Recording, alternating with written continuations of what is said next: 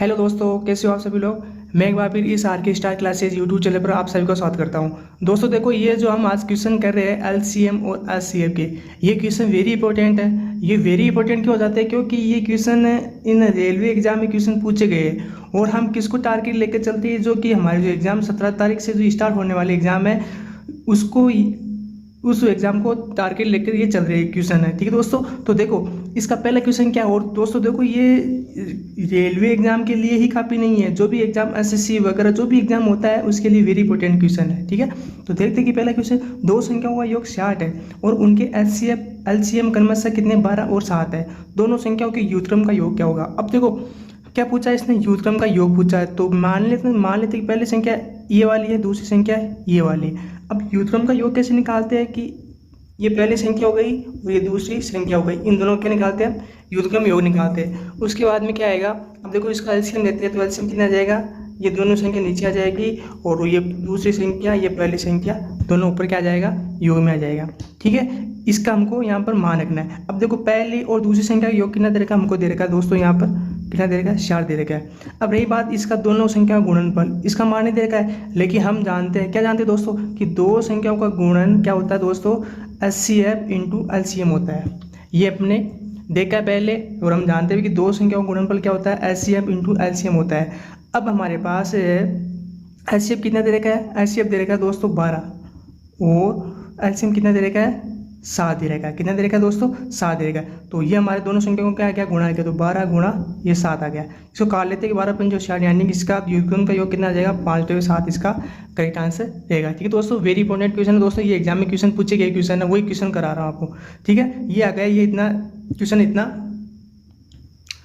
इतना ये कठिन क्वेश्चन नहीं था। ठीक है दोस्तों, अब देखते हैं कि दोस्तों अगला क्वेश्चन क्या होगा, एलसीएम और एचसीएफ कितना है, 26 है। यदि संख्याओं का अंतर भी 26 है तो दो संख्याओं का योग क्या होगा। क्या पूछा दोस्तों, संख्याओं का योग कितना होगा, ये हमसे यहाँ पर पूछा है। ठीक है दोस्तों, तो देखो इस क्वेश्चन को कैसे करेंगे, इस क्वेश्चन को करेंगे दोस्तों, देखो हम जानते हैं, क्या जानते हैं दोस्तों, कि पहली संख्या गुणी दूसरी संख्या बराबर क्या होता है, एलसीएम गुणा एचसीएफ होता है। क्या होता है दोस्तों, एलसीएम गुणा एचसीएफ होता है। ठीक है, अब क्या करना है, देखो यहाँ पर जो पहली संख्या तो दूसरी संख्या है, पहली संख्या दूसरी संख्या, इनमें क्या एचसीएफ भी शामिल है। जैसे कि मैं आपको एग्जांपल के लिए बोलूँ, जैसे कि 5 और 10 है। अब मैं बोल दूँ कि इसमें एचसीएफ कितना है, तो एचसीएफ कितना है दोस्तों, 5 है। अब 5 हमको यहाँ दिखाई नहीं दे रहा, 5 इनके अंदर है, जैसे कि 5 गुणा 1, 5 गुणा 2, तो ये देखो 5 चाहिए, 5 क्या एचसीएफ, तो एचसीएफ मतलब क्या होगा, इन संख्याओं के अंदर ये छुपी हुई संख्या है। तो इसी प्रकार मैं इसको क्या लिख सकता हूँ कि इसमें भी एक एचसीएफ है और ये संख्या है, गुणा इसमें भी एक एचसीएफ है और इसमें क्या है, ये दूसरी संख्या आ जाएगी। ठीक है, फिर इसके बाद में क्या करना है, जो ये एलसीएम है वो गुणा एचसीएफ लिख देना है। ठीक है, अब देखो यहाँ पर एक चीज़ ध्यान देना, यहाँ पे 2 एचसीएफ और यहाँ पर 1 है, तो एक एचसीएफ कैंसिल हो जाएगा, तो दो संख्याओं गुणन पर क्या आ जाएगा, ए बी और एलसीएम, और ये जो ये एक एच बचा है यहाँ पर लिख देना है। अब देखो यहाँ पर एचसीएम दे रखा है हमारे पास 156 दे रखा है और एचसीएफ दे रखा है, कितना दे रखा है, 26 दे रखा है। जब हम इसको काटेंगे तो कितना आ जाएगा, यहाँ पर 6 आ जाएगा, यानी कि हम कह सकते हैं कि इन दोनों संख्याओं का गुणा कितना आ जाएगा, 6 आ जाएगा। लेकिन यहाँ पर इन दोनों में एचसीएफ शामिल नहीं है, ध्यान देना। ठीक है दोस्तों, अब देखो दोस्तों जो 6 है, इन दोनों संख्याओं का गुणन है 6। अब ऐसी दो कौन सी संख्या लेनी है ताकि गुणा क्या आ जाए, 6 आ जाए। ठीक है, तो ऐसे हम कौन सी संख्या ले सकते हैं, एक तो 6 ले सकते हैं और 1 ले सकते हैं, एक हम 2 भी ले सकते हैं और 3 भी ले सकते हैं। अब दोनों में से हमको एक युग्म लेना है, या 6 1 आएगा या 2 3 आएगा। अब दोनों में से एक लेना है, ये दोनों किस पर डिपेंड करेगा, यहाँ करेगा संख्या का अंतर कितना दे रखा है, 26, इसके अनुसार लेना पड़ेगा। ठीक है, देखो अगर हम 6 और 1 लिखते देखते हैं, 6 और 1 लिखते देखते हैं, तो 6 और 1, अब देखो यहाँ पर ऐसे कितना देगा, इसका 26 दे रखा है, तो 26 गुणा 26। अब देखो यहाँ पर अगर दोनों संख्याओं का क्या अंतर 26 आ रहा है, अरे भाई इसने बोला है कि दोनों संख्या का अंतर 26 है, तो ये दोनों संख्या, एक तो ये वाली संख्या हो गई, एक ये वाली संख्या हो गई। ठीक है, तो क्या दोनों इन संख्याओं का अंतर 26 आ रहा है, नहीं आ रहा है। अब हम इसको लेके देखते हैं कि 2 और 3, अब इनका एचसीएफ कितना है, एचसीएफ 26 है और 26। अब देखो यहाँ पर क्या इन दोनों संख्याओं का अंतर 26 आ रहा है, जी बिल्कुल आ रहा है। तो यानी कि वो युग्म में क्या हो जाएगा, 2 और 3 हो जाएगा, यानी 2 और 3 युग्म में सही हो जाएगा। अब इनका क्या पूछा है, योग पूछा है, तो 26 2 52, 26 2 52 और 26 दिया कितना हो जाएगा, 6 दिया 18, 3 2 6 1 7, यानी दोनों संख्या को योग कितना हो जाएगी, तो 52 हो जाएगी, एक 78 हो जाएगी।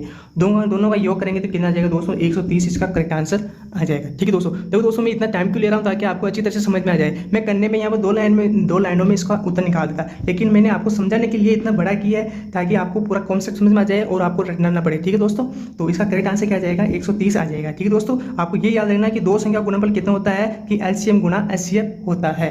ठीक है, ये आपको ध्यान रखना है। चलते हैं दोस्तों, एक दो क्वेश्चन हुआ करते हैं, वो भी बहुत अच्छे लेवल के क्वेश्चन है। ठीक है दोस्तों, तो देखते हैं कि वो क्वेश्चन कौन कौन से है। देखो इसने क्या बोला है कि दो संख्याओं का योग 384 है और उनका एचसीएफ कितना है, 24 है।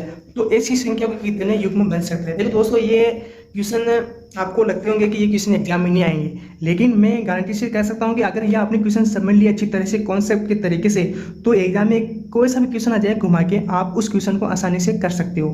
ठीक है दोस्तों, मैं कहने का मतलब है, अगर आप एक एग्जाम की उस एग्जाम की तैयारी करते हो, जैसे कि एक एग्जाम की तैयारी करते हो आप 10वीं बोर्ड की एग्जाम की तैयारी करते हो, ठीक है, 10वीं बोर्ड की एग्जाम की तैयारी करते हो, और अगर आपको 10वीं एग्जाम की बोर्ड की तैयारी करने के बाद आपको बोला जाए कि आप 5वीं क्लास बोर्ड का एग्जाम दो, तो आपको वो एग्जाम कैसा जाएगा, वो एग्जाम आपको वेरी सिंपल लगेगा, बहुत आसान लगेगा। इसी प्रकार मैं यहाँ पर आपको क्वेश्चन करा रहा हूँ ताकि एग्जाम में इनसे नीचे लेवल के क्वेश्चन आए, या इनसे घूम के या कुछ लैंग्वेज के रूप में कुछ क्वेश्चन आ जाए घुमा के, तो आप उन क्वेश्चनों को आसानी से कर सकते हो। इसलिए मैं यहाँ पर इतने टफ क्वेश्चन करा रहा हूँ ताकि आपके कॉन्सेप्ट दिमाग में अच्छी तरह से बैठ जाए। ठीक है, अब देखो इसने इस क्वेश्चन में क्या बोला है कि दो संख्याओं का योग 384 है, ठीक है, और उनका एचसीएफ 24 है। तो इसी संख्या के कितने युग्म बन सकते हैं, इसमेम भी क्या निकालना है, हमको युग्म निकालना है। अब देखो ध्यान देना यहाँ पर कि दो संख्याओं का योग कितना दे रहेगा दोस्तों, 384 दे रखा है। वही बात, इन दोनों संख्याओं में क्या एचसीएफ छुपा हुआ है, तो ये एचसीएफ आ जाएगा, प्लस इसी दूसरी संख्या में क्या आ जाएगा, एचसीएफ आ जाएगा, बराबर 384। एचसीएफ कॉमन ले लेंगे, और कॉमन लेने के बाद 384 में क्या करेंगे, इसका भाग दे देंगे। एच कॉमन ले लिया, एच कॉमन लेने के बाद यहाँ पर एच का भाग दे दिया। ठीक है, अब 384 में एच का मान एचसीएफ कितना देगा, 24 दे देगा। तब आप इसको अगर इसको काटोगे कितना आ जाएगा, 16 आ जाएगा। यानी मैं कह सकता हूँ कि दो संख्याओं का योग कितना आ रहा है, 16 आ रहा है। अब आप ये बताओ कि इन दो संख्याओं के ऐसे कौन कौन से टुकड़े ले सकते हैं ताकि योग करने पे क्या आ जाए, 16 आ जाए। पिछली वाली संख्या में हमने 6 माना था, तो 6 वाले के गुणनफल कितने कितने टुकड़े, एक तो 6 और 1 है और 2 और 3, इनके दोनों के अलावा और कुछ भी नहीं था। यहाँ पर 1 8 के मतलब 16 के योगफल के युग्म बहुत सारे हो जाते हैं। जैसे कि मैं आपको बताता हूँ कि देखो, एक तो हो गया 1 15 हो गया, ठीक है, एक हो गया 202 14 हो गया, एक हो गया 3 13, एक हो गया 4 और 12, एक हो गया 5 और 11, ठीक है दोस्तों, एक हो गया 6 और 10, ठीक है, एक हो गया 7 और कितना हो गया 9, एक हो गया 8 और कितना हो गया 8, ठीक है दोस्तों, एक हो गया यहाँ पर कितना मान लेते 9 और 7। देखो 9 और 7 वापस रिपीट आ गए। इसका एक नियम कहता है, आपको यहाँ पर ध्यान रखना कि अगर हम किसी भी संख्या का युग्म निकालते हैं तो वो दोनों संख्या क्या होना चाहिए, रिपीट नहीं होनी चाहिए। जैसे कि 1 15 ले लिया तो हम 15 और 1 नहीं ले सकते, क्योंकि हमने 1 15 ले लिया, यानी कि इनका क्रम विनिमय में वापस हम नहीं ले सकते दूसरा। ठीक है, एक नियम कहता है जो आपको बताने वाला हूँ, एक वेरी इंपॉर्टेंट है, जो आप युग्म लेते हो वो क्या होना चाहिए, सहभाज्य संख्या होनी चाहिए। अब सहभाज्य संख्या क्या मतलब क्या हो गई, सहभाज्य संख्या मतलब हो गई उनका क्या मतलब एचसीएफ क्या होना चाहिए, 1 होना चाहिए। क्या होना चाहिए दोस्तों, उनका एचसीएफ क्या होना चाहिए, 1 होना चाहिए। यो सहभाज्य मतलब उनका एचसीएफ 1 होना चाहिए, और दोनों संख्या होना चाहिए अभाज्य संख्या होनी चाहिए। वो संख्या क्या कहलाती है, सहअभाज्य संख्या कहलाती है। ठीक है दोस्तों, वेरी इंपॉर्टेंट है। अब देखो यहाँ पर 1 और 15 का एचसीएफ कितना आ रहा है, 1 आ रहा है, ठीक है जी। तो 1 और 15 का एचसीएफ 1 आ रहा है, तो ये वाली संख्या मानी जाएगी। इसी प्रकार 2 और 14 का क्या एचसीएफ 1 आ रहा है, नहीं आ रहा है, तो ये वाली संख्या नहीं होगी। 3 13 मानी जाएगी, क्या 3 और 13 मानी जाएगी, बिल्कुल मानी जाएगी। 4 12 नहीं मानी जाएगी, क्योंकि एचसीएफ कितना आ रहा है, 4 आ रहा है। 5 और 11 मानी जाएगी, 6 और 10 नहीं मानी जाएगी। 7 और 9 क्या मानी जाएगी, 7 और 9 बिल्कुल मानी जाएगी, क्योंकि एचसीएफ कितना आ रहा है दोस्तों, 1 आ रहा है। और 8 8 नहीं मानी जाएगी, क्योंकि एचसीएफ इसका कितना आ रहा है, एचसीएफ 1 नहीं आ रहा है। तो कितने युग्म हो गए, 1 2 3 4, यानी कि इसके कितने युग्म बन सकते हैं, इसकी दोस्तों 4 युग्म बन सकते हैं। ठीक है दोस्तों, ये हो गया क्वेश्चन। देखो दोस्तों, ये क्वेश्चन मैंने पहले बता दिया कि मैं इसको करने में 2 या 3 लाइनों में कर सकता था, लेकिन मैंने आपको समझाने के लिए अच्छी तरह से आपके दिमाग में बैठ जाए, इसलिए मैंने इस क्वेश्चन को इतना बड़ा किया। ठीक है, इस क्वेश्चन के सोल्व को मैंने इतना बड़ा किया ताकि आपके दिमाग में अच्छी तरह से बैठ जाए। ठीक है, अब चलते हैं दोस्तों, एक नेक्स्ट क्वेश्चन देखते हैं। ये लास्ट क्वेश्चन रहेगा, अगर ज़्यादा क्वेश्चन लेके आऊँगा तो वीडियो बहुत ज़्यादा लंबा हो जाएगा। ठीक है, तो देखते हैं कि पहला क्वेश्चन, इसमें ये क्वेश्चन क्या बोलता है कि दो संख्याओं का एलसीएम उनके एचसीएफ का 91 गुना है। एचसीएफ और एलसीएम का योग 2766 है। यदि एक संख्या 200 है तो दूसरी संख्या क्या होगी। देखो ये भी कितना तगड़ा सवाल है दोस्तों। तो देखते हैं कि देखो दो संख्याओं का एलसीएम हमको दे रखा है, कितना दे रखा है एलसीएम और एचसीएम को मतलब कितना गुना दे रखा है, 91 गुना दे रखा है। अब देखो यहाँ पर एलसीएम है, जो एचसीएम पर कितना गुना दे रखा है, 91 गुना दे रखा है। देखो दोस्तों मैं एक ही लाइन में बता रहा हूँ ताकि आपको यहाँ पर कोई भी लाइन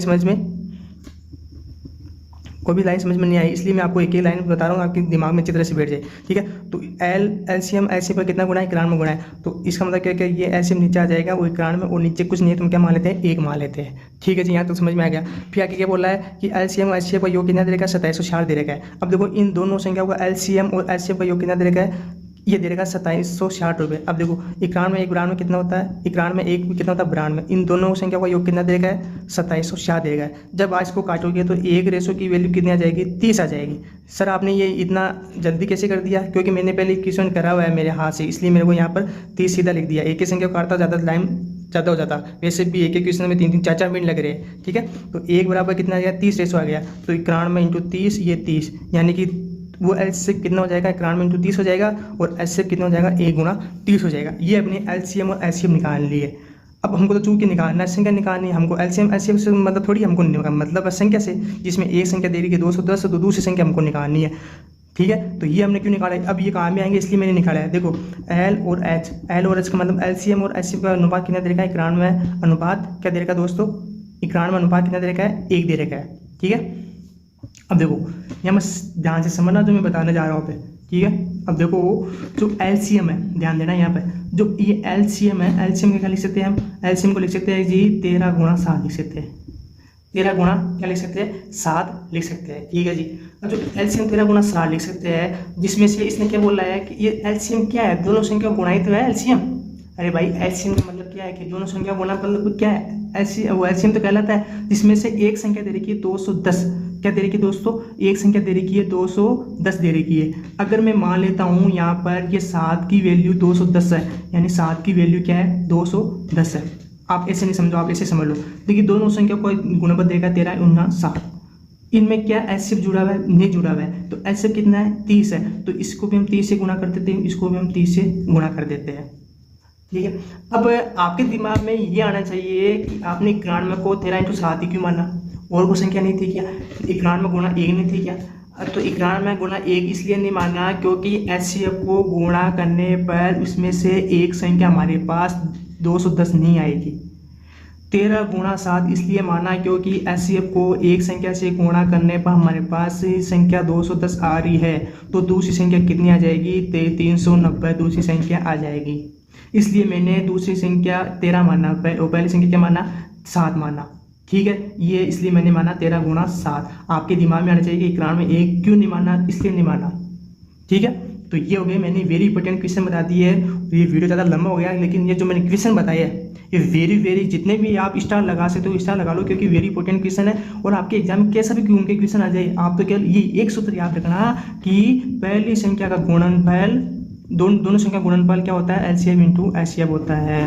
और इन दोनों संख्याओं के अंदर क्या भी है, एचसीएफ भी छुपा हुआ है। क्या छुपा है दोस्तों, एचसीएफ। तुम क्या लिख सकते हैं, ए गुणा बी बराबर ये एक कट जाएगा और एलसीएम में 1 नीचे आ जाएगा। दो संख्या गुणनफल कितना तरीका है, एलसीएम अपॉन एचसीएफ। ये रामबाण सूत्र स्थापित होगा हर एक क्वेश्चन के अंदर, ये आपको ध्यान रखना है। ठीक है दोस्तों, अगर आपको ये वीडियो अच्छा लगा तो जरूर लाइक कीजिएगा। अगर अच्छा नहीं लगा है, समझ में नहीं आया, तो जरूर कमेंट बॉक्स में बताइएगा कि आपको ये की वाला क्वेश्चन समझ में नहीं आया। अगले नेक्स्ट वीडियो में मैं कोशिश करूंगा और डिटेल से समझाने की। ठीक है दोस्तों, तो आज के लिए इतना ही, हम जल्दी मिलते हैं नेक्स्ट वीडियो के साथ। ठीक है दोस्तों, तो आज के लिए इतना ही। जय हिंद, जय भारत।